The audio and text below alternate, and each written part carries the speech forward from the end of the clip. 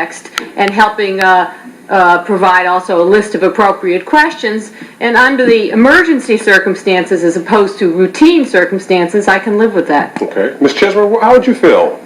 It reminds me of years ago when there were clubs that wouldn't allow the Miami Herald to send female reporters to cover their meetings, and the executive editor of the Herald at the time, Larry Jenks, who's in the audience now, told them that he would choose who went and that they were not going to determine their coverage, our coverage that way, and that if they wouldn't allow a woman in, then we wouldn't cover them. And so they started to allow women in. And in a way, I hate to see something like this happening even on a one-shot basis, because it's taking me back in time where someone is determining the sex of the reporter, and someone who has no right to do that. Mr. Bradley, can you explain to Ms. Chesmer so that she can understand why you'd make that assignment?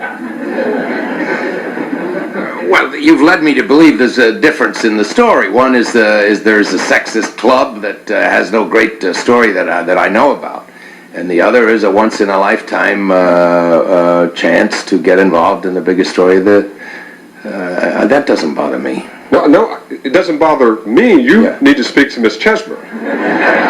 Explain to her. Now, she's right there. Why don't you tell her how you made this decision? Well, she's editing her paper, and I'm editing mine.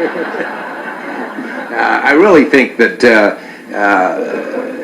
I do see a difference, that this club, the sexist club, holds no hostages. It is not a matter of life and death. The news that is locked up in that club, as I understand it.